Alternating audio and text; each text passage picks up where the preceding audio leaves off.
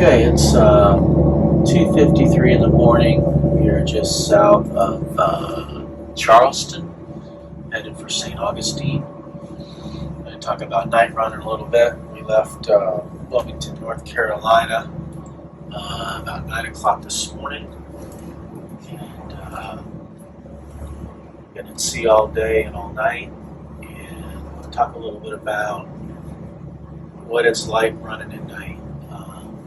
What I usually do. I like to run between 4 and 10 miles off the beach. Like to be inside 10 if I can to get some cell phone coverage in case I have work to do, talk to customers. I also find that I like being in 50 feet of water, under 100 feet of water, where if I needed to I can anchor safely. I don't like to be in too close. You get a lot of crab pots, maybe smaller vessels and things like that. So it's definitely an advantage of being offshore a bit. Speed-wise, I like to push the slow speed as fast as I can without getting crazy inefficient. So right now, you can see my speed is running. There's 9.4. 9.2, 8.8, so I'm probably averaging somewhere close to 9 knots right now. That was a little higher earlier. I think I'm fighting a little bit of current. Certainly anything under 60 feet, 10 knots is going to be too fast when you start considering fuel burn. This is a 49 Marlow, the smallest Marlow, and I have Cummins QSM11s in it. And right now I'm burning 7.1 and 7.4 gallons per hour. So call it 15 gallons an hour to do just under 10 knots. My wind speed right now is, true wind speed outside is 18.7, and there's 20.6. Apparent wind is 29. Water temperature. I'm watching my engine temperatures, and right now we're doing 2 or 3 hour watches, and whoever comes on watch does an engine room check. So they're checking the engines for their watch. In the engine room, we're checking I like to hold my hand on the exhaust, make sure the exhaust is running at the proper temperature. We're looking for leaks. Right now I've got a small leak on a sight tube for the fuel. We are running the autopilot, and I'm constantly adjusting that heading a little bit at a time. Right now I have a ship anchored out there. It doesn't have its AIS on, so don't know what it is, but you can see that blob right there is a ship, and each one of those rings right now is set to 3 miles, so I'm not going to pass any closer than 2 miles to that ship. If I zoomed out,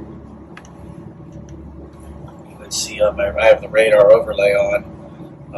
This here is actually land, and got another ship lower left corner that I passed earlier.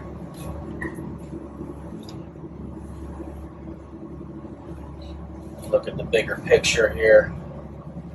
Port of Charleston is back up in here. Savannah's up ahead. You can see the Georgia coast. Let's see where I am here. Headed for Florida. Now I could have cut straight across and cut off this corner, but it would have been in deep water. Doesn't save me that much distance in this case, and I decided I needed to be connected all day tomorrow at the office. So if I weren't connected to the office and didn't care, I would probably save 2 hours by going straight across here instead of kind of hugging the coast. You can't really see out the window with the camera very well, but there's a ship right there. The radar is really the main thing. Of course, it looks messy right now because I just zoomed out too much. I mean, but 2 or 3 mile rings is the best. You really don't care about stuff 10 miles away. Though that's 4 mile rings there, so there's that ship. And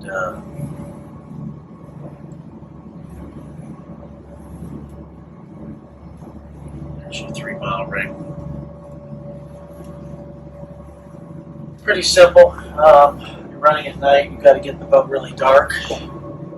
So all the Marlows have a thing where I can turn off all of these lights, and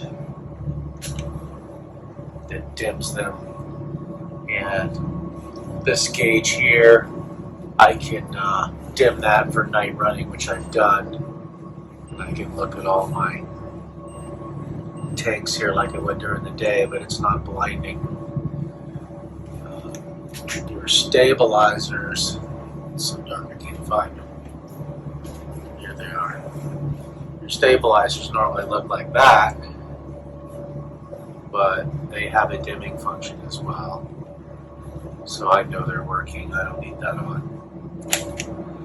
Got the rest of the boat as dark as I can get it. Got just a rope light on by the doors, just enough to safely maneuver around the boat. Traditionally, people would do 4-hour watches. I find that's too long.